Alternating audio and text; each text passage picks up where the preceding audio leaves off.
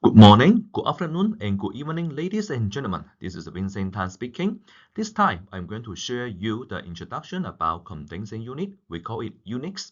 Meanwhile, I also provide the corresponding videos linkages at the below description area just for your reference. This sharing divides into these 5 parts. Moreover, I also provide the corrected subtitle. Don't forget to turn it on if you need. Installation.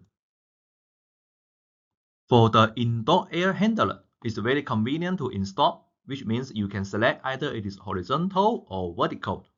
And for horizontal, please keep at least 5 degrees for the condensing drainage.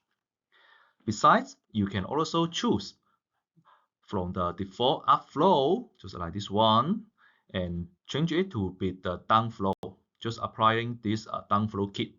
For more detail, you can just scan this QR code to watch the YouTube video. Convenient piping and wirings.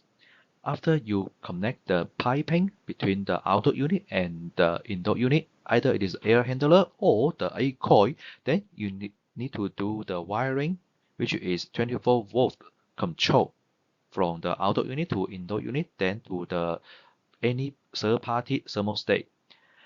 Then you can control the system. And here is the detailed wiring. Just for your reference, just follow this instruction to do the wiring. It's okay. So first you need to do the R and C for the power, and then connect the complexer for Y. As there's no Y terminals and indoor unit, so you need to use a clip to connect them together. After that is the G signal for the fan motor. And then for the heating, we need to connect the O or B to the outdoor unit. And last is if you apply a heat treat, which is the electrical heater, then you need to connect the W1. Here, we not recommend to connect the D just because it has a possible or the potential risk not operate the fan if you connect the D for defrost. Last is this W1 is also for the furnace, which means the furnace and the heat street is alternative. You cannot select both of them. And the W2 is for the heating stage 2 of the furnace if it supports. So from here you can find that this heat pump no need the W1, you just need this O or B signal. It's okay. You can do the heating. For lots of the retrofit projects, you may encounter a very old thermostat. There's only 2 wires. Question: with this scenario, is that available to control the heat pump system to achieve cooling and heating? The answer is no, because there's not enough wires. You need to add more wires or to apply an adapter like fast state. Toso also provides similar adapter. Here we call it D270, and you can just follow this diagram to do the wiring. Then you can control the heat pump system. And this 2 wire is this 2. So with this upgrade, you can avoid to do the wiring, which is to pull out the 2 wires and install the 6 or even 7 wires for the control. It will be more convenient.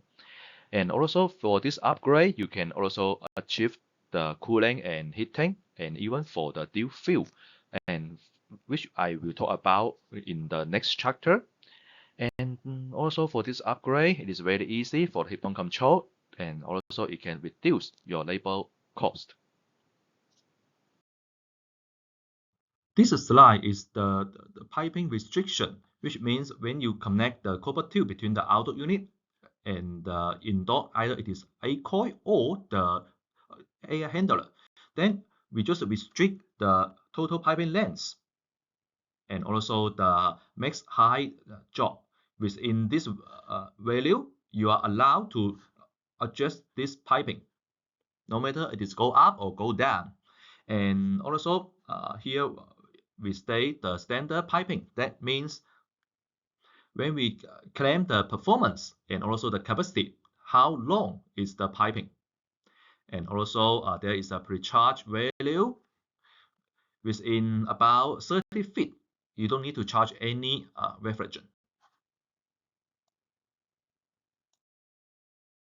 The piping length exceeds this restriction, then you need to charge additional refrigerant. And here is a detailed example just for your reference. For example, the piping length total is 40 feet. Then you need to charge additional refrigerant, which follow this formula, which is 40 subtract this 31, then times this 1, then you can get the total refrigerant you need to charge. That's all for this sharing. If you still have any other question, feel free to contact me on my email address. Hasta la próxima. それではまた今度。